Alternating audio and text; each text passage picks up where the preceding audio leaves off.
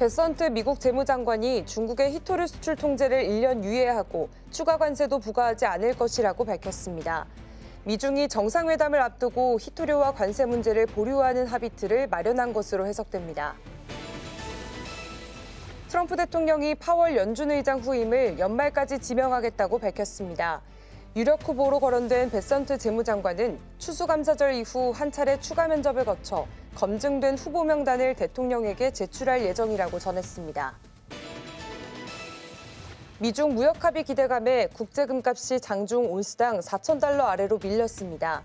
현물금은 2.9% 급락한 3,991달러, 선물금은 3.7% 하락한 3,985달러에 거래됐습니다.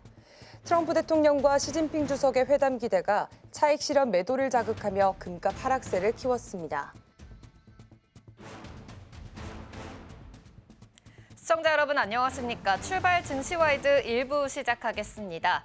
어제 국내 증시는 꿈의 4,000피를 넘어선 모습이었죠. 간밤 뉴욕 증시 역시도 사상 최고가 랠리가 계속해서 이어지고 있습니다.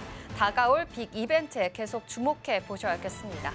네, 미중 무역 갈등이 이제 완화됐다는 기대감에 힘입어서 3대 지수 모두 사상 최고치 랠리를 다시 한번 이어가고 있습니다. 3대 지수부터 확인해 보겠습니다. 네, 뉴욕 3대 지수 모두 상승세로 마감했습니다.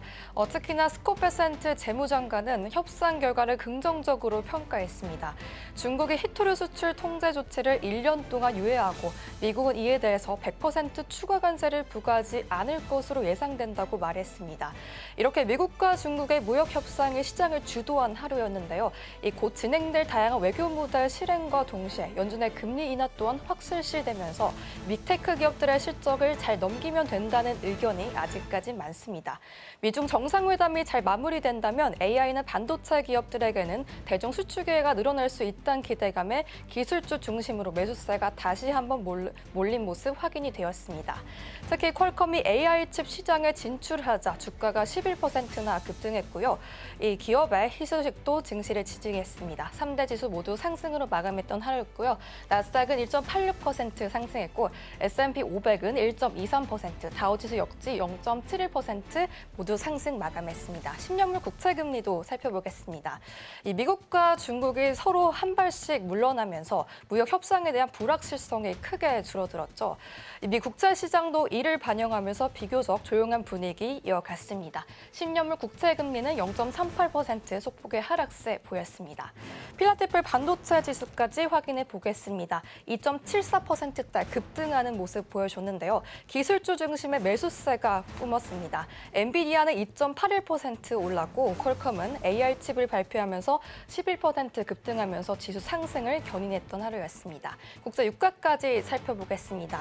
이 미중 정상회담을 앞두고 양국의 무역 긴장이 완화되면서 중국이 러시아산 석유 배출을 이제 증량할 것이란 관측이 힘을 얻었습니다. 유가는 소폭 상승하는 모습 보여줬고요. 0.08% 상승 마감했습니다. 자세한 종목별 흐름 M7 기업을 통해서 살펴보겠습니다. 대부분의 종목들, 모든 종목들이 거의 빨간불 상승하면서 마감했는데요. 애플은 2.28% 상승했습니다. 이번 주에 실적 발표를 앞두고 기대감에 힘입어서 상승세 모습 보여줬던 애플이었습니다. 엔비디아 역시 상승하면서 190달러 선에서 진입한 모습 확인할 수 있는데요. 191달러 선에서 마감하는 모습 확인되었습니다. 이 대중 수출 확대 기대감에 상승 마감했고요. 마이크로소프트는 1.51% 상승했고 아마존닷컴 역시 1.23% 상승했습니다. 이 아마존닷컴은 대규모 감원 소식을 상승 마감했던 모습 확인되었습니다. 다음 슬라이드로 넘겨보겠습니다. 알파벳은 3.6% 급등했고요. 메타 역시 1.69% 상승했습니다. 특히 알파벳은 이번 주 실적 발표를 또 앞두고 있게 상승했던 모습 확인되었고요. 테슬라도 반면에 4.31% 급등하는 모습 확인되었습니다. 이 미중 정상회담에 대한 기대감 그리고 테슬라의 3%, 4% 넘게 급등했고요. 트럼프가 머스크와의 소통 중이라는 소식에도 급등했던 모습 확인이 되었습니다. 네, 이렇게 미중 간 갈등 완화 흐름이 이어지면서 안전자산 선호 심리는 한풀 꺾였습니다. 금과 은 가격도 동반 하락세를 보이고 있고요. 이제 시장의 시선은 곧 시작될 빅테크 기업들의 실적 발표 그리고 정상회담 결과에 더욱더 집중되고 있습니다. 만약 협상이 안정적으로 이뤄진다면 기술주 중심의 상승 탄력도 이어질 수 있다는 전망이 함께 나오고 있습니다. 앞으로도 외교 이벤트와 실적 모멘텀의 방향성을 함께 주목할 필요가 있겠습니다. 이어서 국내 증시 마감 분위기도 살펴보겠습니다. 어제 코스피 시장은 미국 CPI 둔화 그리고 금리 인하 기대감에 미중 갈등 완화 기대까지 부각되면서 장 초반부터 강한 매수세가 유입됐습니다. 지수는 3,999포인트로 강세 출발했고 곧바로 사상 처음으로 4,000선을 돌파했습니다. 2.57% 급등하면서 4,042포인트 선에서 마감했던 모습 확인되었습니다. 장중에 일부 숨고르기 구간도 있었지만 외국인 매수세가 재차 유입되며 강세를 이어갔습니다. 이어서 수급도 살펴보겠습니다. 코스피 매매 동향 살펴보시면 외국인이 메이저 주체로 나뉘면서 6천억 원 넘게 순매수세를 보였습니다. 기관도 2,343억 원 순매수세를 보였고요. 반면에 개인만이 차익 실현에 나선 모습 확인이 되었습니다. 이어서 종목별 흐름도 살펴보겠습니다. 시가총액 1위부터 10위 대부분의 종목들이 상승하면서 지수 강세를 뒷받침했습니다. 특히나 반도체 투톱은 다시 한번 사상 최고치를 기록했던 모습 확인이 되었는데요. 삼성전자와 SK하이닉스는 AI 서버 증설 확대와 HBM 수요가 본격화되면서 사상 처음으로 삼성전자는 10만 전자, 10만 2천 원 선에서 마감했습니다. SK하이닉스 역시 9% 급등했던 모습 확인되었고요. 2차 전진주인 LG엔솔은 0.61% 상승 마감했습니다. IRA 세부 기준 완화 기대와 ESS 투자 확대 기대가 반영되면서 상승했던 모습 확인되었습니다. 삼성바이오로직스 역시 금리 인하 기대감에 따라서 2.55% 상승했고요. 삼성전자 우선주 역시 본주 강세 그리고 배당 메리트 기대감으로 동반 상승했던 모습 확인되었습니다. 다음 화면 살펴보겠습니다.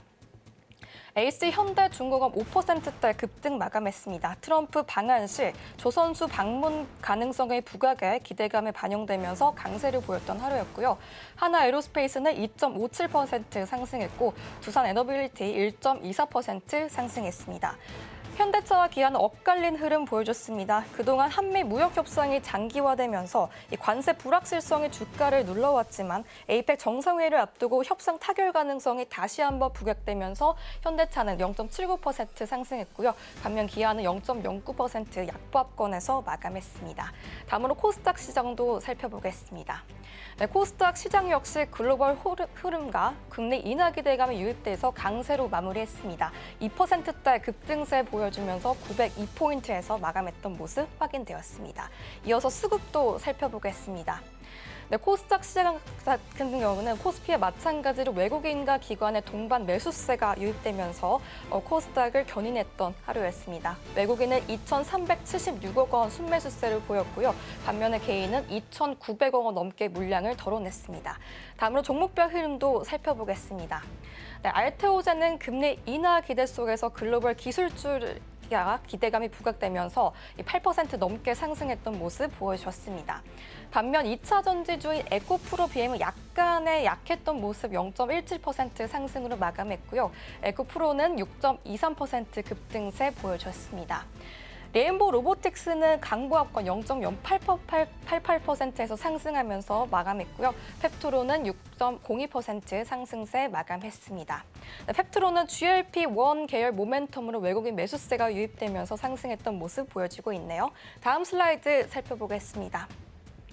네, HLB는 1.43% 상승했습니다. 이 간암 치료제 관련 모멘텀이 다시 한번 부각되는 하루였고요. 이 파마 리서치는 2.55% 반면에 하락세 보였습니다. 삼천당제약 13% 넘게 급등했고요. 리가캠 바이오, 에이빌 바이오까지 모두 10%대 급등세 보였던 하루였습니다. 특히 리가캠 바이오는 ADC 파이프라인 가치 제고 평가가 다시 한번 부각되면서 급등했던 모습 확인이 되었습니다. 또 또 ABL 바이오 같은 경우도 글로벌 임상 발표 기대감이 확대되면서 상승세 모습 보여줬던 확인되었습니다. 네, 이렇게 국내 증시는 단기적인 이벤트로 모멘텀이 아니라 AI 반도체 중심으로 한 구조적 성장 기대감이 다시 한번 확산되면서 4천선을 돌파했습니다. 무엇보다 단기 재료가 아닌 수요 기반이 엄청난 개선 정책 기대감에 동시에 맞물린 상승이란 점에서 의미가 큽니다. 이번 주 한미 그리고 미중 정상회담이 있는 만큼 FOMC가 연달아 있습니다. 그만큼 관세 그리고 금리 방향이 구체화된다면 이 4천선 안착을 넘어 추가 상승 동력으로도 이어질 수 있다는 전망이 함께 나오고 있습니다. 시장에서는 이제 단기 반등이 아닌 체질 개선 랠리인지 확인하는 구간에 들어섰다는 평가를 받고 있습니다. 지금까지 전혜경이었습니다.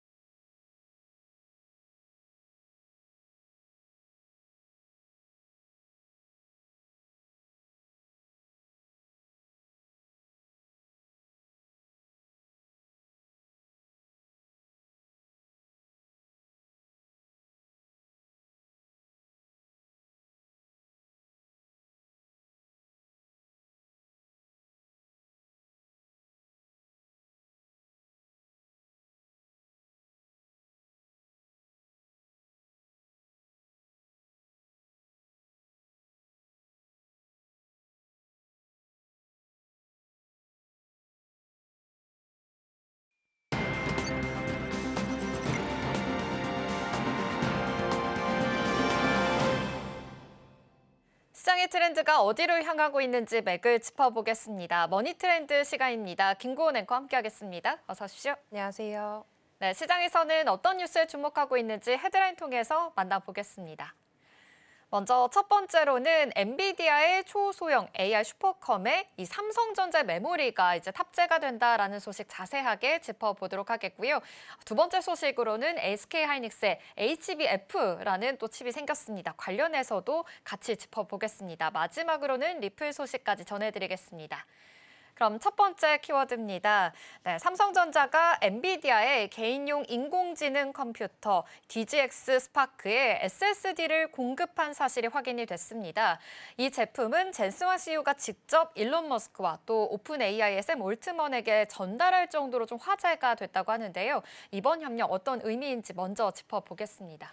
네, 일단 삼성전자가 엔비디아와의 AI 동맹을 다시 한번 강화하고 있다는 그림으로 확인해 볼 수 있습니다. 일단 이번에 엔비디아가 내놓은 DGX 스파크는 손바닥만한 크기의 초소형 AI 슈퍼컴퓨터인데요. 가로 세로 15cm, 높이는 5cm 정도로 작지만 엔비디아의 차세대 칩셋 그레이스 블랙웰이 탑재가 되어 있어서 초당 1000조 번의 연산이 가능하게 됩니다. 이전 모델보다 성능은 5배 높고요. 크기는 10분의 1로 줄었습니다.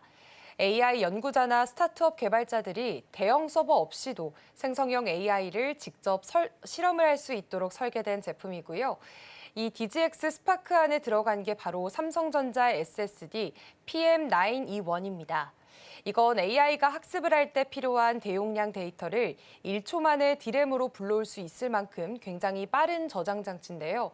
용량은 1TB와 4TB 모델, 속도는 읽기 초당 14.5GB, 쓰기 초당 13GB로 업계 최고 수준입니다. 쉽게 말해서 DGX 스파크의 두뇌가 엔비디아 칩이라면 삼성 SSD는 데이터를 빠르게 공급해주는 혈관 역할을 하는 겁니다. 그래서 이번 협력은 단순한 부품 공급이 아니라 이제는 삼성이 엔비디아의 핵심 AI 생태계 안으로 다시 한번 들어갔다는 점에서 의미가 큽니다. 네, 삼성전자의 또 하나의 트리거가 또 될 수 있을 것으로 보입니다. 사실 그동안 HBM 경쟁에서 좀 삼성전자가 뒤처졌다라는 이야기도 많이 나왔었는데요. 그런데 이번에 SSD뿐만이 아니라 그래픽용 이 D램까지 엔비디아에 공급을 하면서 양사 간의 관계가 가까워졌다라는 점까지 함께 포착해 볼 수가 있겠습니다. 그렇다면 이번 협력을 통해서 앞으로 어떤 변화를 좀 불러올 수가 있을까요? 네, 사실 이번 협력은 이제 삼성이 엔비디아의 핵심 파트너로 다시 한번 손을 잡았다는 데 의미를 볼 수 있겠습니다. 삼성은 지난해까지만 해도 HBM 시장에서는 SK 하이닉스에 다소 뒤처졌다는 평가를 받아왔는데요. 하지만 최근에는 엔비디아의 다른 주요 제품군, 즉 GDDR과 LPDDR에서 존재감을 키우고 있습니다. 여기에다가 이번에 SSD 공급까지 더해지게 되면서 삼성이 엔비디아와의 기술 신뢰를 다시 회복하는 흐름으로 보이고 있습니다. 업계에서는 삼성이 HBM3 품질 테스트를 사실상 통과한 것으로 보고 있고요. 이게 성공적으로 이어질 경우에는 다음 세대 HBM4 공급 계약으로도 연결될 가능성이 크다는 전망이 나오고 있습니다. 즉 삼성은 이제 SSD와 D램을 동시에 공급하면서 엔비디아의 AI 반도체 생태계 안에서 다시 중심축으로 복귀하고 있는 셈입니다. 결국 이번 협력은 단순한 납품이 아니라 양사 관계가 기술 동맹 수준으로 복원되고 있다는 신호로도 볼 수가 있겠습니다. 네, 결국에는 AI 시장이 커지게 되면서 SSD라든지 이렇게 D램 같은 범용 메모리 수요가 크게 늘어나고 있는 현실입니다. 최근에는 D램 가격까지 좀 빠르게 올리고 있다고 하는데요. 가격에 대한 양상 어떻게 해석해 볼 수 있을까요? 네, 일단 지금 반도체 시장에서는 AI가 메모리 슈퍼사이클을 다시 열었다는 얘기들이 나오고 있습니다. 일단 그동안 AI 투자가 주로 HBM에 집중이 되어 있었다면 이제는 AI 서버 수요가 일반 D램까지 확산이 되고 있습니다. 시장 조사업체 트렌드포스에 따르면 대표적인 D램 제품인 DDR4의 현물 가격이 최근 한 주에만 약 10%나 올랐습니다. 올해 초 2, 3달러였던 게 지금은 7.9달러, 거의 3배 가까이 뛴 셈인데요. 이건 단기 투기보다는 이제 AI 서버 확산에 따른 구조적인 수요 증가 때문입니다. 오픈 AI와 구글, 아마존 같은 글로벌 빅테크들이 AI 학습용 서버를 빠르게 늘리면서 지금 서버 한 대당 D램 탑재량이 2자릿수 이상이 늘고 있는 상황이고요.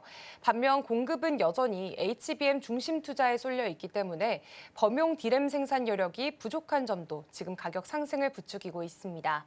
증권가에서는 삼성전자 DS 부문 영업이익이 내년에는 올해 3배, 약 64조 원까지 늘어날 수 있다는 전망들도 나오고 있습니다. 결국 AI 확산이 HBM뿐만 아니라 지금 D램과 SSD까지 함께 끌어올리고 있는 구조적인 변화를 만들고 있습니다. 네, 지금 삼성전자, 엔비디아와의 협력을 계기로 해서 SSD, 또 D램 부분 모두 다 지금 잡아가고 있다라는 점 짚어보시면 좋겠는데요. 특히나 D램 가격이 계속해서 상승하고 있습니다. DDR4 같은 경우도 지금 3배 이상 뛴 가격이고요. DS 부분의 영업이익도 내년에는 3배 이상 더 뛸 수 있을 것이다라는 전망까지 나오고 있으니까요. 이 점까지 함께 참고해보시면 좋겠습니다. 그럼 이어서 다음 키워드로 넘어가 보겠습니다. 네, SK하이닉스가 차세대 낸드 전략을 발표했습니다. 그동안 주로 HBM, 그러니까 D램 중심의 고성능 메모리가 좀 주목을 받았었는데요. 이번에는 낸드를 쌓아서 만든 고대 역풍 플래시라고 합니다. HBF라는 것을 기술을 내세웠게 됐습니다. 이렇게 새롭게 기술을 맞이하게 됐는데요. 이번 경쟁들 어떻게 받아들일 수 있을지 의미부터 먼저 짚어보겠습니다. 네, 일단 이번 발표는 HBM을 잇는 낸드 혁신의 출발점입니다. 지금 SK하이닉스는 미국 세너제이에서 열린 OCP 글로벌 서밋 무대에서 지금 차세대 낸드 스토리지 전략, 즉 AIN 패밀리를 공개했습니다. 이 행사는 구글과 메타, 마이크로소프트 같은 글로벌 클라우드 기업들이 대거 참여하는 그런 세계 최대 규모의 데이터 센터 기술 포럼인데요. AI 시대 데이터 인프라의 핵심 기술을 논의하는 자리이기 때문에 의미가 큽니다. 이번에 공개가 된 AIN, 즉 AI 낸드 같은 경우에는요, AI 연산에 최적화된 낸드 솔루션 제품군입니다. 크게 성능과 대역폭, 용량 이렇게 3가지 영역에서 각각 특화된 구조를 갖췄습니다. 쉽게 말해 AI가 더 많은 데이터를 더 빠르게 처리하고 저장을 할 수 있도록 낸드 기술을 한 단계 업그레이드하게 된 건데요. 특히나 주목을 받았던 건 AIN-B, 즉 대역폭형 낸드입니다.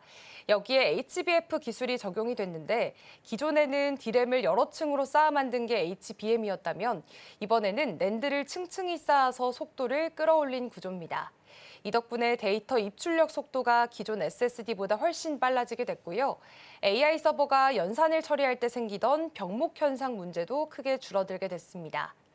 하이닉스는 이미 지난 8월에 샌디스크와 HBF 표준화 협약을 체결을 했고 이번 행사 기간에는 HBF 나이트라는 별도의 세션을 열어서 업계 전반의 협력 강화를 제안했습니다. 이건 단순히 새로운 낸드를 내놓은 수준이 아니라요. AI 메모리 시장의 다음 무대를 미리 선점하겠다는 신호로도 해석해 볼 수가 있겠습니다. 결국 이번 행보는 HBM 다음은 낸드라는 그런 메모리 기술 패권의 경쟁을 새로운 장을 여는 출발점이라고 해석해 볼 수 있습니다. 네, 그렇군요. 이번에 공개된 AIN 시리즈, AI 낸드라고도 볼 수 있겠죠. 구체적으로 그럼 어떤 제품들이 좀 포함이 되어 있고 어떤 역할을 하게 될지도 이 점도 좀 따져봐야 되겠습니다. 네, 일단 이번에 SK하이닉스가 공개한 AIN 시리즈에는 크게 세 가지로 나뉘게 됩니다. 일단 이름만 보면 조금 어렵게 느껴지긴 하겠지만 쉽게 말해서 AI 서버가 더 빠르고 더 많이, 더 효율적으로 데이터를 다루기 위한 낸드 라인업인데요. 먼저 AIN P가 있습니다. 성능형 제품인데 AI가 추론을 할 때는 아주 짧은 시간 안에 엄청난 양의 데이터를 주고받아야 합니다. 그때 데이터를 한꺼번에 처리하지 못하면 속도가 떨어지는 병목 현상이 생기게 되는데요. 이 제품은 낸드와 컨트롤러를 새 구조로 설계를 해서 그 병목을 줄이고 처리 속도와 전력 효율을 모두 높였습니다. 하이닉스는 이 제품을 내년 말쯤에 시제품 형태로 선보일 계획입니다. 그리고 두 번째는 AIN-D입니다. 즉 고용량형 제품인데요. AI 모델이 점점 커지게 되면서 데이터를 오랫동안 또 대규모로 저장해야 하는 경우가 많아졌습니다. 이 제품은 바로 그 역할을 맡게 됩니다. 전력 소모와 비용을 낮추게 되면서 페타바이트급의 초대형 데이터를 담을 수 있는 솔루션입니다. SSD처럼 빠르면서 또 HDD처럼 저렴한 말 그대로 AI 데이터를 위한 스마트 창고라고 볼 수 있습니다. 그리고 마지막에 앞서 설명드렸던 AIN-B인데요. 대역폭형 제품입니다. 앞서 말씀드린 HBF 기술이 적용된 제품이고요. 낸드를 여러 층으로 쌓아서 데이터 통로를 넓힌 구조인데 이걸 통해서 읽기와 쓰기 속도를 기존 SSD보다 훨씬 높였습니다. 요즘 AI 모델이 워낙 커지고 복잡하다 보니까 지금 저장 장치에서도 속도가 성능의 핵심 경쟁력이 되고 있습니다. 그래서 하이닉스는 HBF 기술로 AI의 추론 단계의 데이터 처리 속도를 끌어올리려고 하고 있습니다. 네, 이렇게 HBF 기술이 새롭게 좀 대두가 되고 있습니다. 그렇다면 HBM이 좀 AI를 배우는 두뇌라고 했을 때 HBF는 AI가 실제로 생각하고 움직이는 두뇌다라고 해석을 해볼 수가 있겠는데요. 앞으로 이런 과정들 좀 순조롭게 이루어질 예정이다라고 하니까요. 이 점 참고해 보시면 좋겠고요. 또 최근에는 청주에서 M15X 공장에 좀 본격적으로 장비가 들어오기 시작을 했다고 합니다. 이 내용은 구체적으로 어떻게 파악해 볼 수 있을까요? 네, 지금 하이닉스는 HBF 개발뿐만 아니라 HBM 생산도 역시나 순조롭게 이어가고 있습니다. 이번에 장비 반입이 시작된 M15X 공장 같은 경우에는요. SK 하이닉스의 차세대 HBM 전용 생산 기지라고 보시면 됩니다. 이 공장은 충북 청주에 위치해 있는데요. 바로 옆에는 기존의 M15 라인이 있습니다.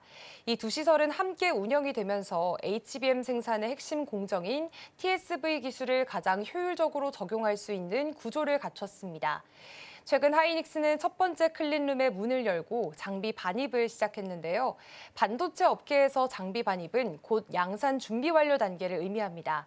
즉 사실상 생산이 이제는 코앞까지 왔다는 뜻으로 해석해 볼 수가 있겠습니다. 공장은 다음 달 공식 준공을 목표로 해서 막바지 공정에 들어간 상태고요. 이 M15X에서는 차세대 HBM4 양산 준비가 이미 완료가 됐습니다. 현재는 엔비디아와 공급 물량을 두고 막바지 협상이 진행 중인 것으로 알려졌습니다. 만약 계약이 성사된다면 하이닉스의 HBM 시장 리더십은 한층 더 굳건해질 전망이겠고요. 하이닉스는 여기서 멈추지 않고 국내에서는 120조 원 규모의 용인 클러스터, 그리고 미국 인디애나주 웨스트라 피엣에는 최첨단 패키징 공장도 짓고 있습니다. 결국 이런 투자는 HBM과 DRAM 그리고 낸드까지 AI 메모리 전 영역을 아우르는 풀 라인업 전략으로 이어지고 있습니다. 한마디로 하이닉스가 이제는 AI 반도체 모든 퍼즐을 하나씩 완성해가고 있다고 보시면 되겠습니다. 네, 이렇게 SK하이닉스 지금 디램과 HBM을 넘어서서 낸드까지 좀 확장을 하면서 AI 시대를 좀 위한 좀 새로운 성능 혁신에 나서고 있다라는 점 참고해 보시면 좋겠고요. 앞으로 AI 메모리 전 영역에서 풀 라인업을 가질 수 있는 플레이어가 될 수 있을지 이 점까지 주목해 보시면 좋겠습니다. 그럼 이어서 다음 키워드로 넘어가 보겠습니다. 네, 리플 소식입니다. 리플이 지원하는 디지털 자산 국고 기업 에버노스가 무려 10억 달러어치의 XRP를 보유하게 되면서 시장이 좀 들썩이고 있다라는 소식입니다. XRP 가격도 좀 요즘 반등 흐름을 보이고 있는 상황인데요. 에버노스가 이번에 확보한 물량부터 좀 어떤 의미를 가지고 있는지 살펴보도록 하겠습니다. 네, 일단 에버노스는 XRP를 국가 국고자산처럼 장기 보유하겠다는 전략을 갖고 있습니다.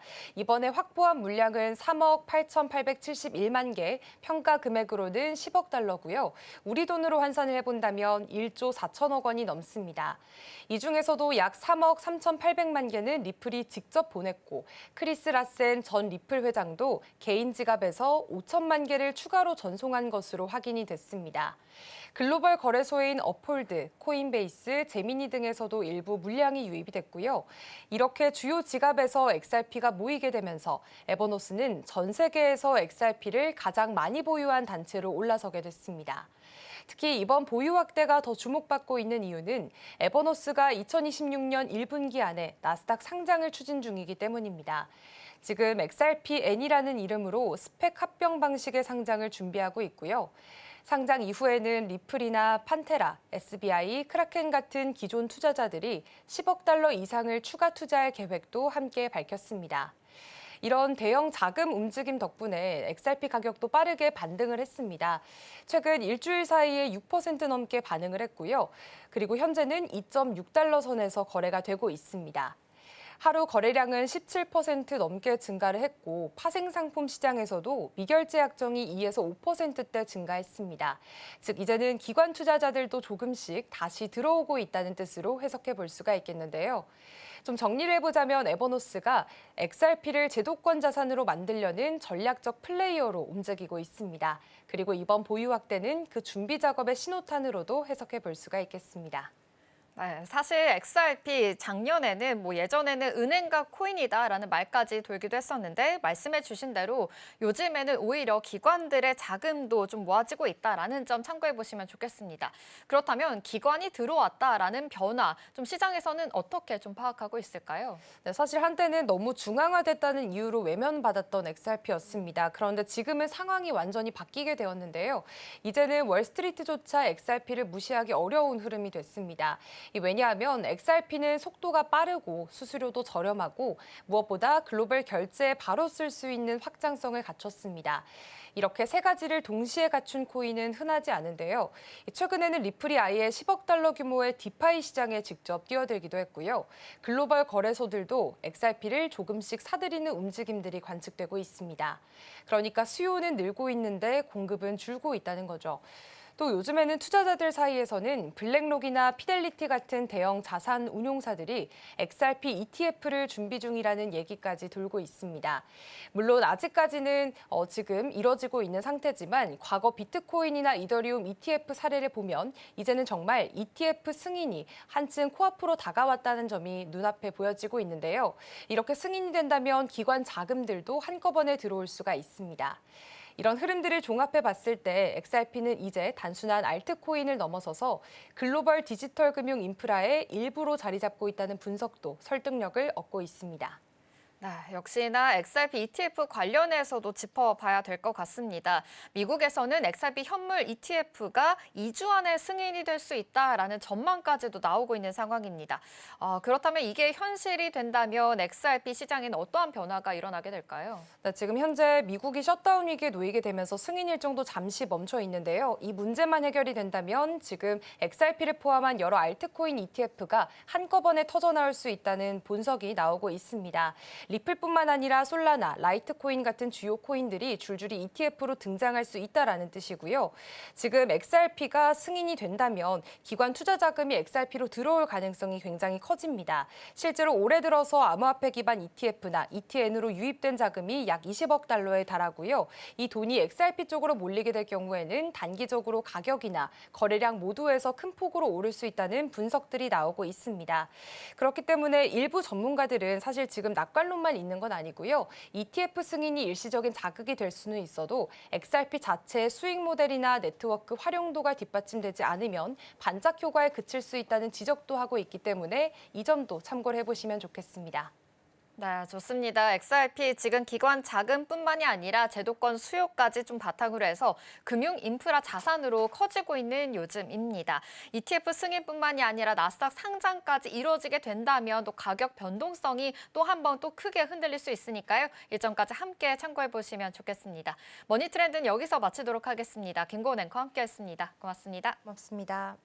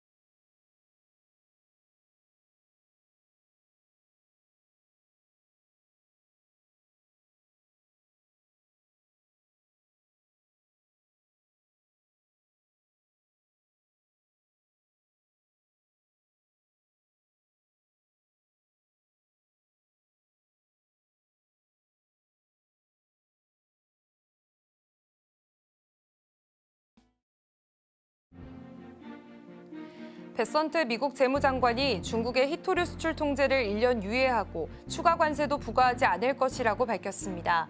미중이 정상회담을 앞두고 히토류와 관세 문제를 보류하는 합의 틀을 마련한 것으로 해석됩니다. 트럼프 대통령이 파월 연준 의장 후임을 연말까지 지명하겠다고 밝혔습니다.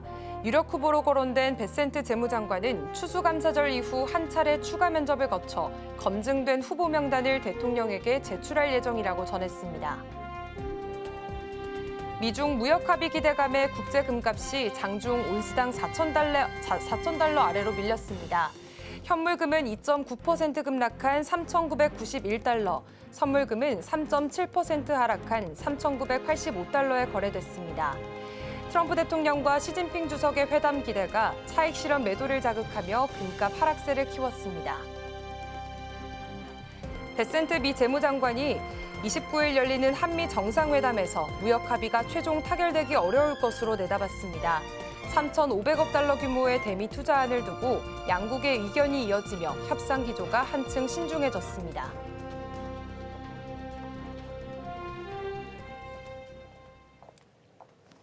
밤사 있었던 뉴욕 증시 이슈와 어제장 국내 증시 분위기까지 자세하게 짚어보겠습니다.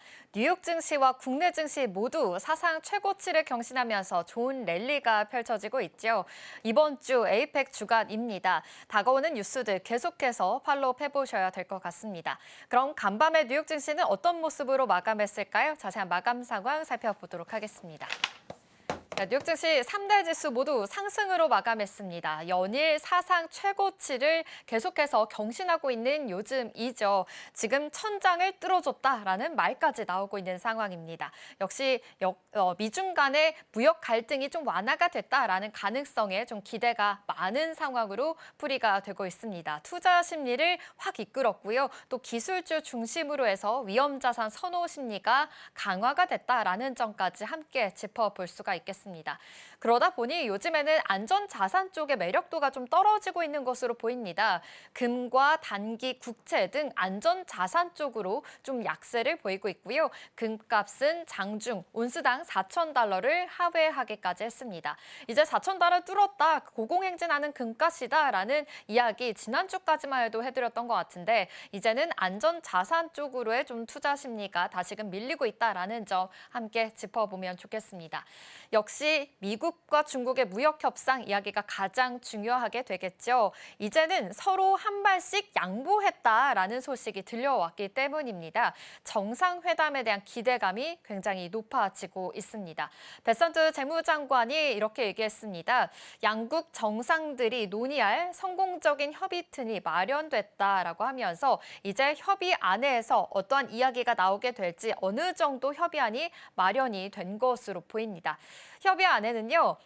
중국의 희토류 수출 제한 조치 유예라든지 11월 1일에 발효 예정이었던 미국의 100% 관세 철회 그리고 중국의 미국산 대두 구매 재개 등 여러 가지가 좀 포함이 될 예정입니다.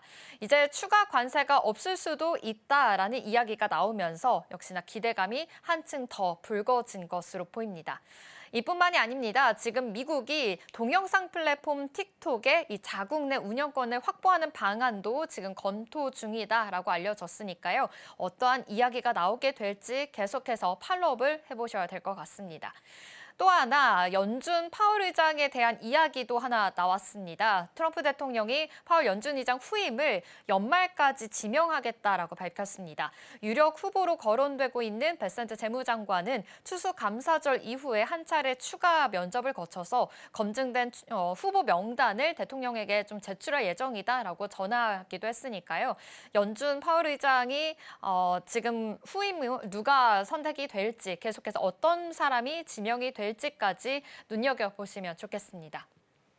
이 밖에 어떤 흐름을 보였는지 특징주 3가지 통해서 먼저 짚어보겠습니다. 네, 먼저 구글입니다. 3% 상승하면서 마감했는데요. 넥스테라 에너지와 구글이 미국의 원자력 에너지 배치를 가속화하기 위해서 새로운 협력을 발표했습니다. 이 발전소의 전력을 구글이 25년간 구매를 해서 이 자사의 클라우드와 AI 인프라에 지금 무탄소 에너지원으로 사용할 예정이다라고 밝혔으니까요. 이 안에서의 모멘텀들 좀 해석을 해보시면 좋겠고요. 역시나 넥스테라 에너지는 52주 신고가 경신하면서 좋은 흐름 보였습니다. 이 밖에 퀄컴도 보겠습니다. 퀄컴 11% 급등하는 흐름을 가졌습니다. 데이터 센터용의 인공지능 칩을 공개를 했기 때문인데요. 장중에 최고가를 찍었고요. 기존의 스마트폰의 중심이었던 사업 구조에서 벗어나서 엔비디아, AMD와 함께 이제 경쟁에 나서겠다라는 것이 아무래도 투자 심리를 좀 자극한 것으로 보입니다. 퀄컴의 칩들이 자사 독자 신경처리 장치 헥사곤을 기반으로 해서요. 낮은 전력 소모를 좀 강점으로 해서 총 소유 비용이 크게 낮출 수 있다라는 설명까지 함께 이어지고 있으니까요. 퀄컴이 과연 엔비디아에 좀 맞대응할 수 있는 경쟁 상대로 커질 수 있을지 이 점까지도 눈여겨보시면 좋겠습니다. 이 밖에 룰루레몬도 상승했습니다. 룰루레몬이 미식축구 팀과 함께 협력을 해서 의류 컬렉션을 출시했다라는 소식에 힘입어서 1.8% 상승하는 흐름을 가졌습니다. 네, 이렇게 전반적으로 뉴욕 증시 연일 강세 흐름이 이어지고 있죠. 이번 주 에이펙 행사를 앞두고 지금 미중 간의 갈등에 대한 완화 기대감이 더 커진 것으로 보입니다. 전반적인 분위기는 어땠을까요? 히트를 통해서 살펴보도록 하겠습니다. 네, 역시 무역 갈등에 좀 민감한 반도체주가 전반적으로 강세 흐름을 보였습니다.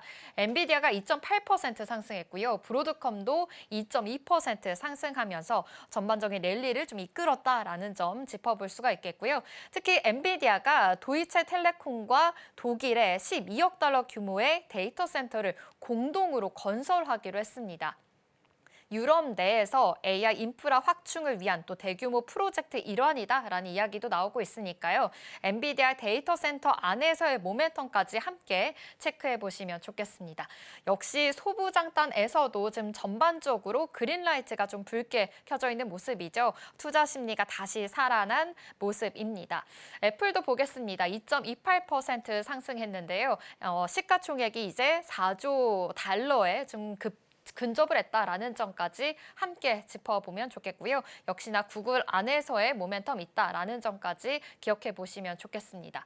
이 밖에 오라클이 2030년까지 3천억 달러를 이제 AI 인프라에 투자하겠다라고 발표했습니다. 아마존, 마이크로소프트, 구글과 함께 4대 하이퍼스케일러로 이제 부상할 것이다라는 전망들도 함께 나왔으니까요. 오라클 안에서의 주가 추이까지 주목해 보시면 좋겠고요. 이 밖에 아마존 1.23% 상승했습니다. 비용 절감을 위해서 최대 3만 명에 달하는 인력을 지금 감축에 나설 것으로 좀 알려졌는데요. 팬데믹 기간 수요 급증에 좀 대응하기 위해서 과도한 인력 충원에 대한 후폭풍이다라는 지적까지 나오고 있습니다. 하지만 간밤에 좀 분위기가 좋아서인지 주가는 상승하면서 마감했으니까요. 아마존 안에서 인력 감축 소식이 향후에는 어떻게 좀 반영하게 될지까지 주목을 계속 해보셔야 될 것 같습니다. 간밤에 테슬라가 다시금 상승해주는 랠리가 이어졌습니다. 4.3% 상승했는데요. 이사회 의장이 주주들에게 일론 머스크 CEO에 대한 보상안에 대한 지지를 촉구했다라는 것이 개장 전부터 좀 반등을 시도하게 만들어졌습니다. 결국에는 3%, 거의 4% 넘게 상승을 하면서 마감했다라는 점까지 짚어보시면 좋겠습니다. 은행주들 전반적으로 실적도 잘 나왔고 실적 시즌 맞이한 만큼 이번 주가 또 M7 종목 중에 5곳이 실적 발표를 하죠. 이번 주 안에서의 숫자 어떻게 찍히게 될지까지 계속해서 눈여겨보시면 좋겠습니다. 이렇게 전반적인 좋았던 뉴욕 증시 분위기 짚어드렸고요. 그렇다면 어제장 국내 증시의 분위기는 어땠을까요? 이 점까지 함께 짚어보겠습니다. 네, 어제 정말 역사적인 날이었습니다. 이제 코스피가 4천 시대를 맞이했기 때문입니다. 코스피 2.57% 상승하면서 마감했고요. 코스닥도 2.22% 상승하면서 전반적으로 좋은 랠리가 펼쳐졌습니다. 장 막판까지도 힘을 내주는 모습이었습니다. 대형 반도체를 중심으로 역시나 좀 강세 흐름을 보였다라는 점까지 함께 참고해 보시면 좋겠는데요. 10만 전자 가 됐고요. 이제 시총 600조까지 달하면서 격경사를 맞이했다라는 점까지 짚어보시면 좋겠고요. 코스닥도 900선을 돌파했습니다. 외국인과 기관의 쌍끌이 매수세가 들어온 것으로 확인이 됩니다. 사실 코스닥 시장 좀 바이오주가 계속 좀 부진했죠. 그런데 외국인 투자자들 인공지능과 반도체, 대형 기업으로 계속해서 좀 쏠리고 있는 양상이니까요. 대형주 위주의 좀 장세가 많아졌다라는 점 짚어보시면 좋겠습니다. 반도체 투톱 역시나 강한 모습이고요. 처음으로 삼성전자가 10만 전자 돌파했고 SK하이닉스 어제 6%도 급등하면서 마감을 했습니다. 이 밖에 이제는 무역 갈등이 좀 완화가 될 수 있을 것이다. 관세 협상에 대해서 아무래도 기대감이 같이 있는 것으로 보입니다. 조선주, 방산 여러 가지 모멘텀 힘입어서 어제 상승하는 랠리까지 좀 가지게 됐고요. 증권주 역시나 키움증권 8% 강세 흐름 보였습니다. 이제 증시가 잘 가면 아무래도 증권주 안에서의 모멘텀까지 살아날 수가 있겠죠. 이 점 잠시 후에 더 자세하게 짚어보도록 하겠고요. 풍력도 17% 대창솔루션 오르는 모습 시원해줬고요. 바이오 안에서도 한미약품 좋은 소식이 있었습니다. 26% 강세 흐름을 보였으니까요. 여러 가지 이 종목별로의 소식들까지 함께 짚어보시면 좋을 것 같습니다.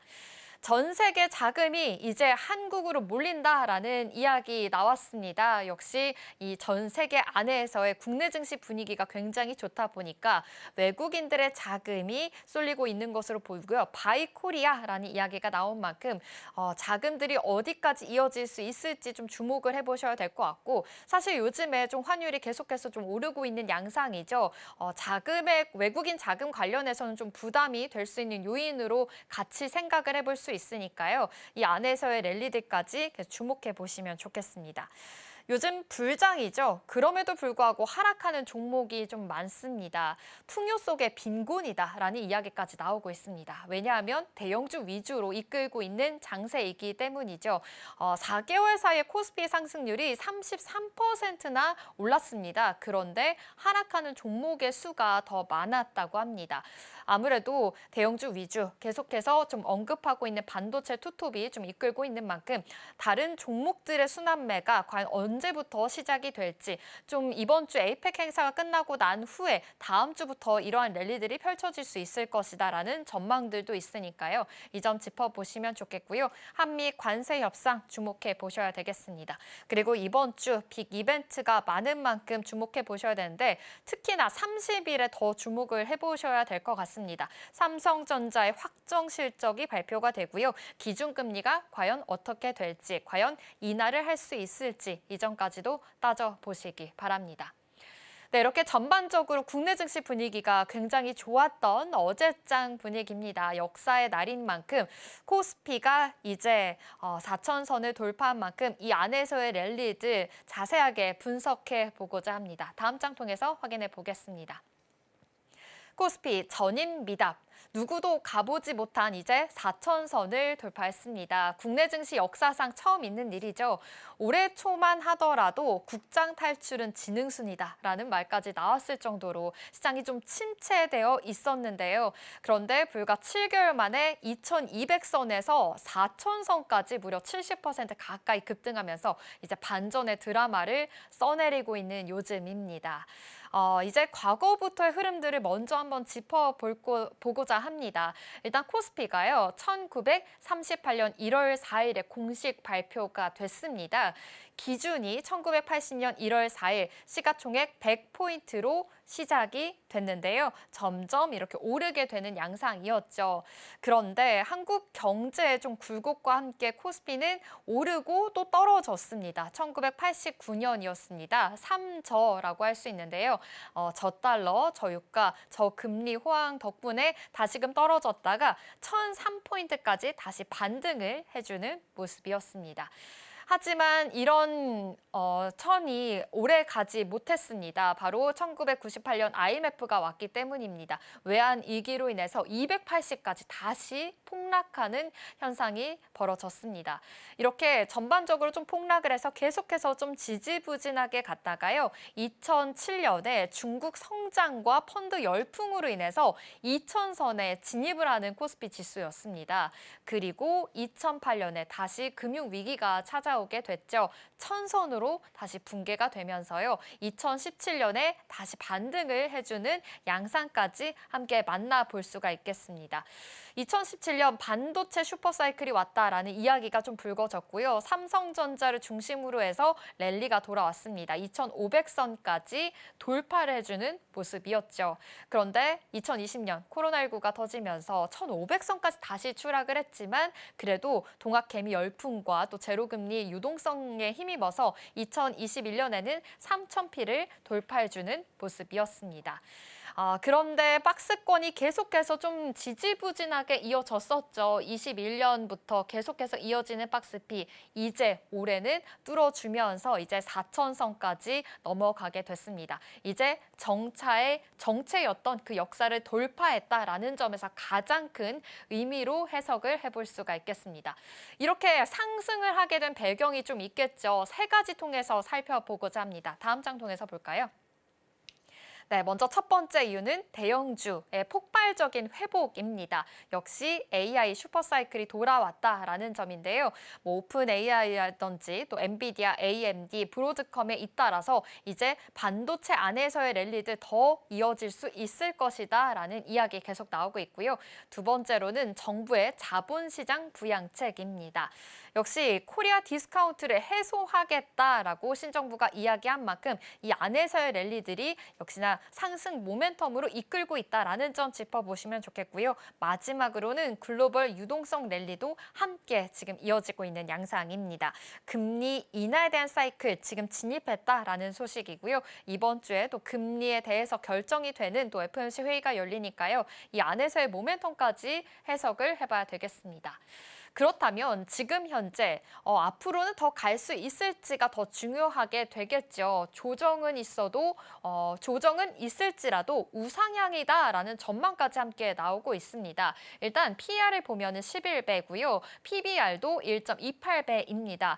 2021년 고점과 대비했을 때 여전히 부담감은 적다라는 점에서 더 올라갈 여지가 많다. 아직까지는 낮다라는 포지션이 있으니까요. 이제는 4,000피를 넘어서 과연 더 5,000피까지 갈 수 있을지가 기대가 되는 양상입니다.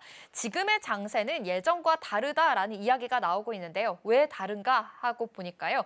지금은 실적이 뒷받쳐주고 있는 상승장이다라는 이야기가 나오고 있습니다. 이거는 거품이 아니라 펀더멘털이 확실하게 잡혀있는 랠리가 펼쳐지고 있는 것이다라는 해석까지 나오고 있으니까요. 지금 현재 실적 시즌을 맞이하고 있는 만큼 이 안에서의 랠리들까지 주목을 계속 해보셔야 될 것 같습니다. 그럼 다음 장도 함께 짚어보도록 하겠습니다. 코스피를 끌어올린 핵심 주역이 어떤 건가 하고서도 제가 분석을 해봤습니다. 역시나 반도체 투톱 이야기 빼놓을 수가 없겠죠. 상승의 1등 공신이라고 볼 수 있겠습니다. 삼성전자, SK하이닉스 역시 빅테크 기업들과의 지금 AI 칩의 계약 수주 소식이 연일 들려오고 있는 상황이고요. 외국인들의 자금 75%가 지금 삼성전자에 쏠려 있습니다. 목표 주가 계속 상향되고 있습니다. 14만 전자 그리고 SK하이닉스는 70만 원까지 나오고 있는 상황이니까요. 이런 계속 상향됐다라는 소식 짚어보시면 좋겠고요. 그 다음으로는 조선주가 있겠습니다. 역시 마스가 프로젝트의 가장 수혜주다라고 볼 수 있는 HD 현대중공업입니다. 1년 사이에 215% 급등했고요. 시가총액도 굉장히 크게 올랐습니다. 지금 시총 21위에서 지금 시총 안에서 5위 안에 들어갈 정도로 굉장히 크게 올랐다라는 점 짚어보시면 좋겠고 방산도 빼놓을 수가 없겠죠. 하나 에어로스페이스입니다. 긴장이 계속 고조가 될 때마다 전략주로 함께하고 있는 만큼 방산주 안에서의 랠리들 기억해 보시면 좋겠고요. 역시나 실적이 뒷받침됐습니다. 그리고 수출, 수주에 대해서 포트폴리오가 확장되고 있는 만큼 이 안에서의 기관 수급들도 지금 자극이 되고 있으니까요. 같이 짚어보시면 좋겠고요. 원전도 빼놓을 수가 없겠습니다. 두산 에너빌리티, 지금 글로벌 원전 숙주 확대에 대한 기대 속에서 시가총액이 31위에서 7위로 급 상승했습니다. 가스터빈뿐만이 아니라 SMR 관련된 모멘텀을 중심으로 해서 여전히 지금 테마의 중심에 있다라는 점까지 짚어보시면 좋겠습니다. 역시 반도체 투톱뿐만이 아니라 조방원 섹터 안에서의 랠리들이 지금 코스피 시장을 이끈 핵심 주역이다라는 점 기억해 보시면 좋겠습니다. 그럼 다음 장도 함께 짚어볼까요? 우리가 지금 궁금할 점, 바로 다음으로 올라갈 주자는 어떤 건가 하고서도 좀 분석을 해봤는데요. 증권주가 가장 우세하다라는 이야기가 나오고 있습니다. 지수가 오르게 되면 거래대금이 늘어나게 되고요. 거래대금이 늘면 아무래도 가장 먼저 웃는 업종이 증권주가 되겠죠. 어제 같은 경우에도 미래에셋증권이 5% 상승했고요. 사상 최고가 경신했습니다. 한국금융지주 역시도 신고가 랠리가 펼쳐지고 있는 요즘입니다. 거래대금이 굉장히 많이 늘었고요. 지금 IB 부분과 채권 운용 수익까지 함께 증가하고 있는 만큼 실적이 뒷받쳐 줄 것이다라는 이야기까지 함께 나오고 있습니다. 증권가에서는 증권업에 대해서 구조적인 재평가의 신호탄이다라고 이야기 나오고 있고요. 요즘 주주 환원 정책에 대해서도 계속 랠리가 같이 찍혀 있죠. 자본 활용 효율성 개선뿐만이 아니라 배당 확대, 자사주 매입까지 여러 가지 좀 돈이 풀리고 또 실적까지 받쳐주는 성장 장세가 이어질 수 있을 것이다라는 이야기가 함께 나오고 있으니까요. 이런 증권주 랠리가 이제부터 좀 바닥을 다지고 더 올라갈 수 있을지 주목해 보시면 좋을 것 같습니다. 네, 이렇게 코스피, 코스닥 양시장 어제 상승으로도 마감했고요. 특히나 코스피가 4,000선을 넘게 되면서 이제 가보지 못했던 영역에 진입하게 됐습니다. 과연 오늘장 안에서는 어떠한 랠리가 펼쳐지게 될지 계속해서 주목해 보시면 좋겠습니다. 네, 어제 4,000피 뚫어줬습니다. 전반적으로 좋은 랠리가 펼쳐지고 있는 와중에 사실 조방원 섹터도 이야기해드렸지만 계속해서 이 안에서의 모멘텀도 해석을 해볼 수가 있을 것 같습니다. 어떻게 더 클로즈업 해보면 좋을까요? 네, 좋습니다. 저는 조방원 중에서 조선을 조금 더 들여다보려고 하는데요. 어제 우리 코스피가 4,000피를 달성하면서 국내 증시 역사에 또 새로운 한 페이지가 열리게 됐습니다. 그리고 그 안에서는 조선주도 확실히 모습을 드러내게 됐습니다. 자, 그럼 먼저 수치부터 짚고 가겠습니다. 어제 시장 기준으로요. 하나오션은 3%대, HD현대중공업 5%대, 그리고 삼성중공업은 52주 신고가를 새로 쓰게 됐습니다. 이 모든 기업들이 지수를 바치게 됐습니다. 그야말로 조선의 날이었다라고 해도 무방할 텐데요. 그렇다면 왜 이렇게 주목을 받게 됐을까요? 어제 조선주들의 흐름을 한 문장으로 정리를 해보자면 실적이 받쳐주고 뉴스가 미뤄졌다라고 볼 수 있겠습니다. 자, 그럼 먼저 실적이 좀 받쳐줬던 하나오션부터 이야기를 해보도록 하겠습니다. 어제 하나오션은 3분기 실적이 발표가 됐습니다. 3분기 영업이익이 2,898억 원으로 전년 대비해서 1,000% 넘게 증가했습니다. 매출도 3조 원을 넘어서 11% 이상 늘었습니다. 말 그대로 숫자로 증명한 회복이었다, 이렇게 봐도 무방하겠습니다.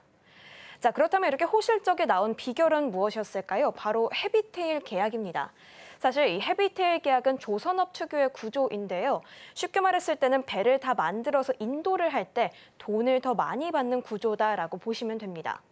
이 조선사들이 과거에 수주해놓은 배들을 이제 하나둘씩 인도하게 되면서 이익이 몰려 들어오는 시기가 된 겁니다.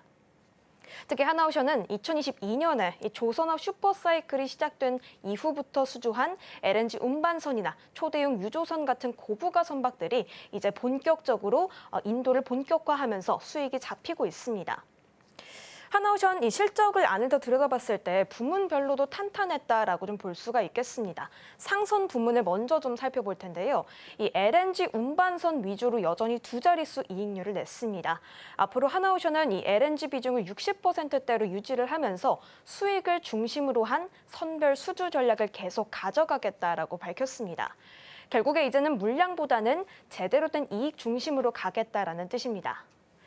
특수선 부분도 살펴볼까요? 일단은 장보고 3 잠수함 2번함 건조를 계속해서 꾸려나가고 있습니다.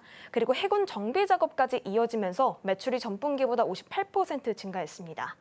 하나오션은 이 특수선 시장에서도 신규 수주를 본격적으로 노리고 있습니다. 자, 그렇다면 신규 수주 안에서 글로벌적인 면모들을 좀 살펴볼까요? 대표 사례가 일단은 폴란드 잠수함인 오르카 프로젝트입니다. 큰 규모의 수주를 목표로 하고 있는데요. 올해 이르면 우선 협상 대상자 선정이 좀 결정될 것으로 보입니다. 그리고 캐나다의 초계 잠수함 프로젝트도 이 안에 있습니다. 진행 중에 있는 상태입니다. 이 하나오션은 유럽이나 동남아에서 잠수함이나 전투함에 대한 수요가 빠르게 늘고 있다. 이런 흐름들 안에서 지역 수요에 맞춰서 대응하겠다. 이 안에서 경쟁력을 더욱 강화하겠다라는 발언들을 계속하고 있습니다. 자, 한편 미국에 있는 필리조선소는 적자를 보이고 있지만 이제는 내년에 턴어라운드를 목표로 하겠다라는 말까지 덧붙였습니다. 이렇게 하나오션의 실적을 기반으로 지금 글로벌 수주를 비롯한 기술력까지 잘 갖춰 나가고 있다는 점들 확인해 볼 수 있겠는데요. 물론 이 안에서 늘 변수는 있습니다. 일단 트럼프 행정부의 관세 정책이 첫 번째가 되겠고요. 미중 무역 갈등이 조선업까지 이어지고 있습니다. 결국 중국이 하나오션의 미국 자회사 제재를 검토하고 있다는 이야기까지 나오게 됐죠. 하나오션은 이 중국의 제재 가능성에 대해서는 대응책을 현재 점검 중입니다. 이렇게 리스크가 있음에도 불구하고 하나오션의 큰 방향성은 흔들리지 않았다는 입장들이 나옵니다. 일단 친환경 선박이나 대체 연료 전환이라는 조선업의 긴 흐름들은 이미 굳어졌다라는 겁니다. 그리고 실제로 시장도 이 입장들을 긍정적으로 바라보고 있습니다. 이익들이 일단 확인이 되고요. 방향도 선명했기 때문입니다. 자, 그렇다면 다음 기업으로 넘어가 보겠습니다. HD현대중공업인데요. HD현대중공업 같은 경우에는 실적보다는 이슈가 시장을 달궜습니다. 먼저 미국의 최대 방산 조선사인 이 헌팅턴 인걸스와 MOA를 체결하게 됐습니다. 핵심 내용은 미 해군 차세대 군수 지원함을 건조하겠다, 이 안에 본격적으로 참여하겠다라는 겁니다. 사실 그동안 우리 조선업은 미국 해군 함정을 MRO, 즉 유지 보수까지만 맡았습니다. 하지만 이제는 한국이 설계부터 건조까지 직접 참여하게 되는 겁니다. 전체적인 함정을 같이 만드는 기조로 바뀌게 됐습니다. 나아가서 미국 내 조선소 인수나 신규 투자와 같은 부분에게도 참여를 하겠다라는 것을 약속했습니다. 결국 본격적인 한미 조선 협력 프로젝트가 시작될 것으로 보입니다. 자, 그리고 어제 에이펙의 부대 행사가 하나 더 열렸습니다. 퓨처테크 포럼이 개최가 됐었는데요. 이 안에서 정기선 회장이 기조 연설자로 참여를 하게 됐습니다. 이 주제는 HD현대가 조선업의 미래를 또 열 것이다라는 주제로도 장을 열었는데요. 이 포럼에는 조금 전에 언급했던 헌팅턴 일걸스 관계자도 참석을 했습니다. 이 포럼 안에서 정 회장은요, HD현대가 AI를 중심으로 조선 기술력을 더 키워나갈 것이다라는 부분들을 강조했습니다. 상용 선박의 자율 운항 기술까지 적용하는 부분들, 혹은 방산과 연계해서 무인 수상정을 개발하는 부분들을 언급하면서 AI를 기반으로 한 첨단 조선 기술로 미 해군 함대의 건조와 조선소 재건에 적극 참여하겠다라고 밝혔습니다. 결국 AI를 접목시키면서 이 조선소 자체도 더욱 똑똑해질 것이다라고 말했습니다. 또 이런 발언까지 하게 됐습니다. 현재 미국이 HD현대중공업을 세계에서 가장 잘 준비된 파트너로 보고 있다라면서 자신감까지 보이게 됐습니다. 그렇기 때문에 미국 내 조선소 인수와 같은 다양한 옵션들도 검토 중이다라고 말했습니다. 자, 그렇다면 마지막 기업으로 살펴볼까요? 조선 빅3 안에서 삼성중공업까지 다뤄보겠습니다. 사실 삼성중공업은 지난 23일에 또 3분기 실적을 냈죠. 이 안에서 물론 마찬가지로 준수한 성적을 냈습니다. 3분기까지 누적 매출이 7조 8천억 원을 넘어서면서 올해 안에 연매출은 10조 원을 돌파할 수 있다는 부분들이 사실상 확정이 됐습니다. 특히 수익성 개선은 어떤 것들이 했을지를 살펴보자면 일단 저선가 컨테이너선에 대한 비중이 감소했고요. 그리고 해양 플랜트나 고부가 선종에 대한 비중은 오히려 증가했습니다. 결국에 제품 믹스가 좋아졌다라는 것을 우리가 이유로 꼽을 수 있겠습니다. 싸게 받은 배는 줄고 비싸게 받은 배는 많아진 것들, 이런 부분들을 확인할 수 있겠습니다. 그리고 이 안에서 수주 성과 또한 활기를 이어가고 있습니다. 사실 삼성중공업도 주목해볼 뉴스가 하나 어제 있었습니다.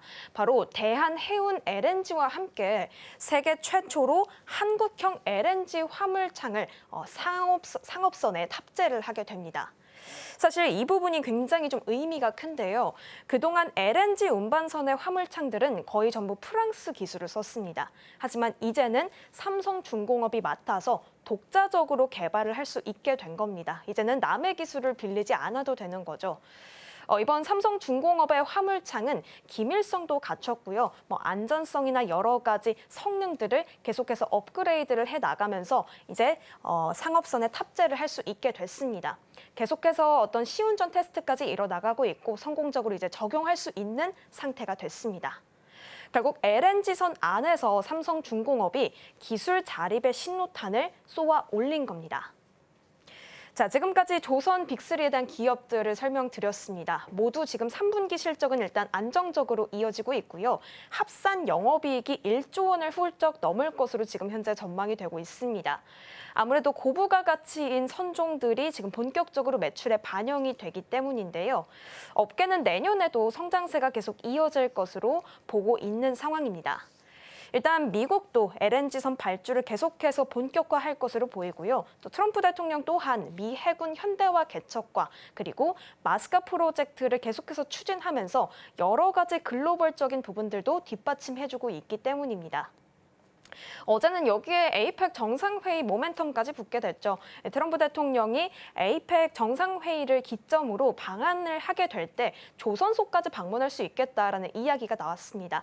그리고 이 개최하는 장소인 경주와 좀 인접한 조선소가 HD현대 울산 조선소나 하나오션의 거제 조선소인데요.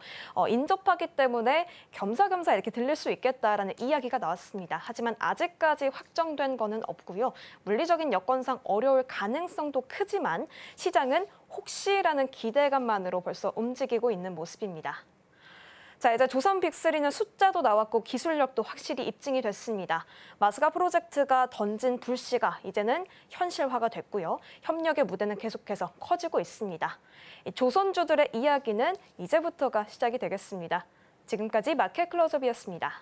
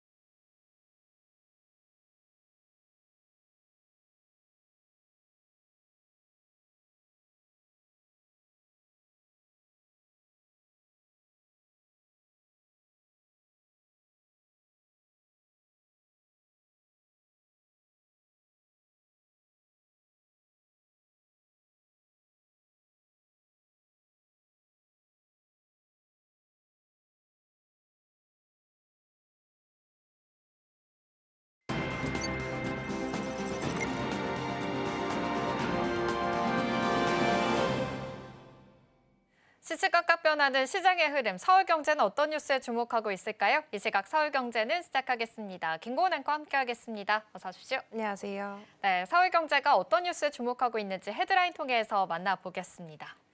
세 가지 통해서 준비했습니다. 먼저 첫 번째 소식, 바로 삼성전자 이야기 안 할 수가 없겠죠. 어제 10만 전자 도파해줬습니다. 관련해서 자세하게 이야기 나눠보도록 하겠고요.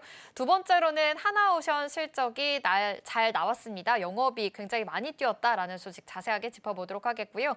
어제 한미아품이 또 크게 시세를 보여줬죠. 급등한 소식까지 살펴보도록 하겠습니다. 그럼 첫 번째 키워드입니다. 삼성전자가 드디어 10만 전자 시대를 열었습니다. 어제 사상 처음으로 주가가 10만 원을 넘기면서 창사 이래 최고가를 쓰게 된 건데요. 마침 이날 이재용 회장의 취임 이 3주년이기도 해서 상징적인 의미가 더 크다고 합니다. 이번 10만 전자 달성 관련해서 숫자 이상의 의미가 있다라고도 해석을 해볼 수가 있겠는데요. 그런 의미들 하나씩 분석해 보도록 하겠습니다. 네, 삼성전자가 긴 침체기를 끝내고 드디어 새로운 국면에 들어서게 됐습니다. 일단 어제 삼성전자 주가는 3.24% 올라서 10만 2천 원에 마감을 했는데요. 시가총액도 603조 원을 넘어서면서 처음으로 600조 원 벽을 넘어서게 됐습니다. 이 불과 1년 전까지만 해도 주가가 4만 전자까지 떨어진 적이 있었습니다. 그때와 비교하면 지금 1년 만에 2배 넘게 주가가 오른 거고요. 이렇게 빠르게 회복할 수 있었던 건 무엇보다 실적이 살아났기 때문입니다. 삼성전자는 올해 3분기 매출 86조 원, 또 영업이익 12조 1천억 원을 기록했는데요. 매출은 분기 기준으로 역대 최고였고요. 그리고 영업이익도 5분기 만에 다시 10조 원을 넘기게 됐습니다.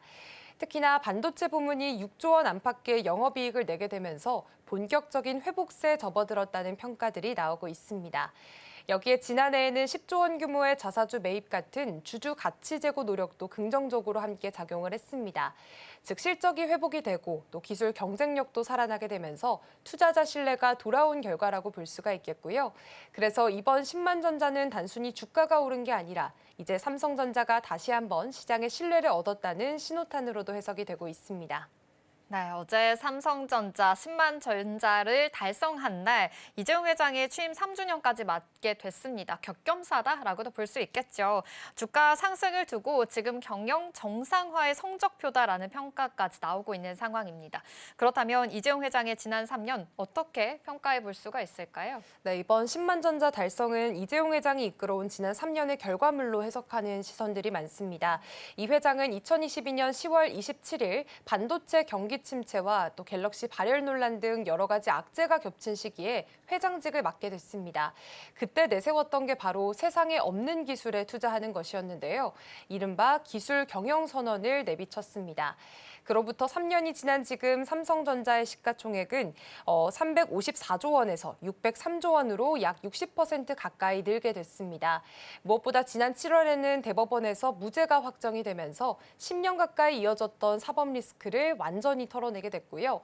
이후부터는 글로벌 경영 행보에 속도가 붙었습니다. 7월에는 테슬라와 23조 원 규모의 파운드리 계약, 8월에는 애플의 이미지 센서 공급 계약을 따내기도 했고요. 그리고 최근에는 오픈 AI의 700조 원 규모 AI 프로젝트 스타게이트 참여까지 이렇게 세계적인 빅테크 기업들과 협력 관계들을 잇따라 구축하게 됐습니다. 특히나 한때는 SK 하이닉스에 내줬던 디램 1위 자리를 HBM3와 HBM4 개발로 다시 한번 추격하고 있다는 점도 눈에 띄고 있습니다. 이제는 기술 경쟁력 회복의 흐름이 뚜렷해졌다는 평가인데요. 결국에 위기 속에서 기술 중심으로 체질을 바꾸면서 삼성을 다시 한번 글로벌 무대 중심으로 끌어올린 3년이었다고 볼 수 있습니다. 네, 좋습니다. 지금 실적도 많이 올렸고 지금 빅테크 기업들과 협력 소식까지 나왔다는 게 아무래도 트리거가 된 것으로 보입니다. 그렇다면 시장의 관심은 어디까지 올라갈 수 있을지가 가장 핵심이 될 것으로 보입니다. 지금 14만 전자 전망까지 나오고 있는 상황인데요. 앞으로 향후에 시장은 또 어떻게 전망을 예측하고 있을까요? 네, 일단 증권가에서는 지금이 이번 상승세를 단기적인 반짝 반등이 아니라 구조적인 회복 흐름으로 바라보고 있습니다. 일단 AI 반도체 수요가 폭발적으로 늘게 되면서 삼성전자가 강점을 가지고 있는 범용 메모리 시장까지 수요가 번지고 있고요. 덕분에 삼성의 대규모 생산 능력과 다양한 고객 네트워크가 다시 주목을 받고 있습니다. KB증권은 엔비디아와 오픈 AI, AMD 같은 글로벌 빅테크 기업들이 HBM 공급망을 다변화하려는 흐름 속에서 삼성전자의 직접적인 수혜로 이어질 것이라고 분석을 내리고 있고요. 유진투자증권과 IBK투자증권도 잇따라 목표 주가를 14만 원으로 상향하기도 했습니다. 이재용 회장은 오늘 10월 31일부터 경주에서 열리는 에이펙 CEO 서밋에 참석을 합니다. 이 자리에는 엔비디아의 젠슨왕 CEO, 손정희 소프트뱅크 회장 등 글로벌 AI 테크 거물들이 대거 참석을 하게 되는데요. 삼성전자가 AI 생태계 확장을 어떤 방향으로 구체화할지 이번 회동이 중요한 전환점이 될 가능성이 높습니다. 결국 이번 10만 전자는 끝이 아니라 시작이라는 평가가 많고요. 실적 회복과 기술 혁신, 글로벌 협력이 맞물리게 되면서 삼성전자가 세계 반도체 시장의 중심으로 돌아올 가능성이 큰 상황입니다. 네, 기대가 더 많이 되는 이제 앞으로의 상황일 것 같습니다. 단기적인 반등이 아니라 이제부터는 구조적인 회복의 흐름이다라는 전망들이 더 우세한 상황으로 보이고요. 10만 전자 이후의 횡보뿐만이 아니라 에이펙 무대에서 지금 이재용 회장이 어떠한 이야기를 내놓게 될지 계속해서 주목해 보시면 좋을 것 같습니다. 그럼 이어서 다음 키워드로 넘어가 보겠습니다. 네, 어제 하나오션의 실적이 나왔죠. 3분기 실적 발표했습니다. 영업이익이 무려 전년 대비해서 11배 이상 급증한 것으로 확인이 되는데요. LNG 운반선뿐만이 아니라 잠수함 같은 고부가가치 선박이 실적을 이끌었다라고도 볼 수 있겠습니다. 구체적으로 어떤 내용인지 먼저 짚어보겠습니다. 네, 일단 하나오션이 올해 3분기에 영업이익 2,898억 원을 기록했습니다. 지난해 같은 기간 256억 원에서 무려 1,000% 넘게 늘어난 거고요. 매출은 3조 234억 원, 전년 대비 약 12% 늘었습니다. 순이익은 2,694억 원으로 완전히 흑자 전환을 하게 됐는데요. 다만 전분기와 비교하면 매출은 약 8%, 영업이익은 22% 정도 줄어들긴 했습니다. 하지만 이건 여름 휴가철에 조업 일수가 줄고 그리고 임금 단체 협상 타결에 따른 일회성 비용이 반영됐기 때문입니다. 그런데 회사는 이건 단기적인 변수일 뿐 연간 기준으로는 여전히 견조한 흐름을 유지하고 있다고 설명을 했습니다. 즉 이번 실적은 일시적인 이익이 아니라 이제는 LNG 운반선과 특수선 중심의 고수익 구조가 자리를 잡아가고 있다는 걸 보여준다고 할 수 있겠습니다. 네, 그렇습니다. LNG 운반선, 특수선을 중심으로 해서 고수익 구조가 지금 자리 잡고 있다라고 말씀해 주셨는데요. 아무래도 고부가가치 선박이 이끌었다라는 평가가 굉장히 많은 상황입니다. 그렇다면 사업부별로 그 흐름들을 좀 봐야 될 것 같은데 어떤 부분들이 좀 특징적인 부분이었을까요? 네, 일단 핵심은 상선과 특수선 두 가지 축이 함께 성장을 했다는 점입니다. 일단 먼저 상선 부문부터 보면요. 주력은 역시 LNG 운반선이었습니다. 이 분야에서 하나오션은 세계 최고 수준의 기술력을 인정받고 있는데요. 3분기에도 LNG선 건조가 꾸준히 이어졌고 또 조업 일수가 줄었음에도 불구하고 두 자릿수 영업이익률을 유지했습니다.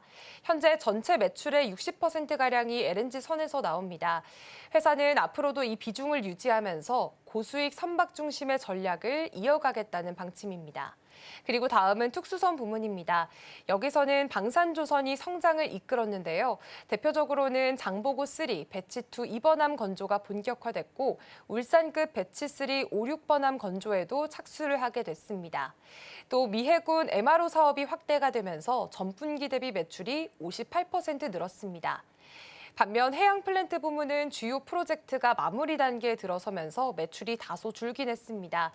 회사 측은 앞으로 탄소 포집 저장 기술을 적용해서 친환경 해양 플랜트로 새로운 수익원을 만들어가겠다는 계획을 내놨고요. 결국에 하나오션의 3분기 실적을 정리하자면 LNG 운반선의 안정적인 수익성과 또 방산 특수선의 성장세가 함께 만든 결과라고 볼 수 있겠습니다. 네, 좋습니다. 여기에 더해서 하나오션이 지금 에이펙 정상회의를 앞두고 해외 수주에 대한 기대감도 커지고 있는 양상입니다. 특히 캐나다 잠수함 사업과 폴란드의 오르카 프로젝트가 지금 주목을 받고 있는 것으로 보이는데요. 현재 진행 상황 어떻게 진행되고 있을까요? 네, 일단 하나오션은 현재 전 세계 잠수함 사업의 핵심 후보로 꼽히고 있습니다. 먼저 캐나다의 차세대 잠수함 사업 규모가 약 60조 원에 달합니다. 하나오션은 HD 현대와 함께 원팀 코리아를 꾸려서 참여했고요. 최근 최종 후보군에 오르기도 했습니다. 또 폴란드의 8조 원 규모 오르카 프로젝트도 정부 대 정부 방식으로 협상이 진행 중입니다. 하나오션은 우수한 잠수함 기술력과 맞춤형 제안을 내세워서 현재 최종 수주를 노리고 있습니다. 특히나 이번 에이펙 CEO 서밋을 계기로 해서 캐나다의 마크 카니 총리가 하나오션의 거제 조선소를 직접 방문할 가능성이 큰데요. 이 방문이 캐나다 잠수함 수주로 이어질지에도 시장에 관심이 쏠리고 있습니다. 에이펙 이후에는 미 해군 MRO 물량 확보나 또 필리핀 군함 건조 자격 확보도 기대가 되고 있는 상황입니다. 네, 하나오션 지금 LNG 선에 이어서 지금 방산 분야까지도 성과를 넓혀가고 있는 것으로 보입니다. 특히나 어제 조선주들이 좀 각광을 받았던 이유 중에 하나가 조선소 방문을 할 수도 있을 것이다라는 기대감 때문이죠. 에이펙 행사 안에서의 어떤 모멘텀이 있을지까지 눈여겨보시면 좋겠습니다. 그럼 이어서 다음 키워드로 넘어가 보겠습니다. 네, 한미약품 소식입니다. 한미약품이 개발 중인 비만 신약 후보의 임상 3상 결과가 공개가 됐습니다. 이번에 체중 감량 효과뿐만이 아니라 안정성에도 좋은 평가를 받고 있다고 하는데요. 이런 결과로 인해서 어제 26% 급등하기도 했었죠. 임상 결과 어떤 내용이었는지 자세하게 짚어보겠습니다. 네, 일단 임상 결과의 핵심은 효과는 충분하고 부작용은 적었다는 거였습니다. 한미약품은 지난 27일 자체 개발 중인 GLP-1 계열의 비만 치료제 에페글레나타이드의 임상 3상 40주차 중간 결과를 공개했습니다. 실험 결과 투약 40주차 기준으로 평균 체중이 약 9.75% 줄었고요. 5% 이상 감량한 사람은 전체의 약 79%, 10% 이상 감량자는 절반 수준인 49%였고 15% 이상 줄어든 경우도 20% 정도를 차지했습니다. 특히나 BMI 30 이하 여성에게서 그 효과가 더욱 두드러졌는데요. 이 그룹은 평균 12% 이상 체중이 감소했습니다. 물론 감량 폭만 놓고 보면 위고비나 마운자로 같은 글로벌 약보다는 조금 낮긴 하지만 안정성 면에서는 오히려 더 앞섰다는 평가가 나왔습니다. 부작용으로는 메스꺼움과 구토, 설사 정도가 있었는데 발생률이 각각 11에서 17% 수준으로 기존 약물보다 두 자릿수 이상 낮았습니다. 한미약품은 장기 복용이 필요한 비만약인 만큼 안정성이 큰 강점이 될 것이라고 밝혔습니다. 네, 결국에는 위고비보다 지금 체중 감량의 폭이 좀 작긴 하지만 부작용이 적다라는 점에서 안정성에 대해서는 좀 유리하다라는 분석들이 나오고 있습니다. 그렇다면 이번 결과 지금 비만 치료제 시장 안에서의 한미약품 어떤 의미를 또 가질 수가 있을까요? 네, 사실 현재 GLP-1 비만 치료제 시장 같은 경우에는요. 노보노디스크의 위고비와 그리고 일라이릴리의 마운자로가 주도를 하고 있는 상황입니다. 하지만 두 약 모두 공급이 부족이 이어지고 있고요. 부작용으로 복용을 중단하는 사례도 적지 않습니다. 그런데 한미약품의 에페글레나타이드는 국내에서 직접 생산되기 때문에 공급에 대한 안정성이 높습니다. 그리고 가격 경쟁력도 갖출 수가 있는데요. 또 이번에 공개된 건 40주차 중간 결과였습니다. 임상은 총 64주까지 진행이 되기 때문에 투약이 끝날 때쯤이면 감량 효과가 더 개선될 가능성도 있습니다. 그렇기 때문에 시장에서는 벌써 한미약품이 글로벌 블록버스터 약들을 실제로 추격할 수 있는 가능성을 보여줬다는 평가들이 나오고 있고요. 회사는 올해 안에 국내 품목 허가를 신청하고 내년 하반기 제품 출시를 목표로 하고 있습니다. 네, 그야말로 국산 비만약 탄생이 지금 한 걸음 다가왔다라고 해석을 해볼 수가 있겠습니다. 앞으로의 주가 흐름에도 어떠한 영향을 줄 수 있을지가 좀 궁금해지는데요. 어제 같은 경우에는 26%더 급등을 했습니다. 단기적으로 계속 좋을 수가 있을까요? 네, 사실 이번 결과가 단기적으로는 한미약품의 모멘텀 강화로 이어질 수 있겠습니다. 이번 임상은 국내 제약사들도 이제는 글로벌 수준의 신약 개발 역량을 갖췄다는 걸 보여준 사례로 평가가 되고 있습니다. 특히 에페글레나타이드는 이미 심혈관계 안정성 연구에서 심장이나 신장 질환 위험을 낮춘 데이터가 확인이 된 바 있습니다. 즉 이제는 단순한 비만약을 넘어서서 비만과 심혈관 질환을 함께 관리할 수 있는 약물로 확장될 가능성이 크다는 겁니다. 시장에서는 또 비만 치료제가 꾸준한 복용이 핵심이기 때문에 부작용이 적은 약이 장기적으로는 우위를 차지할 것이라고 보고 있습니다. 결국 이번 결과로 인해서 한미약품은 국내 제약주 중에서 가장 확실한 성장 스토리를 확보하게 됐고요. 중장기적으로는 K 비만약의 글로벌 브랜드화 가능성도 높였다는 평가들이 나오고 있습니다. 네, 이렇게 안정성과 공급력까지 갖춘 한미약품의 신약입니다. 앞으로 어떤 성과를 보여주게 될지 계속해서 주목해 보시기를 바라겠습니다.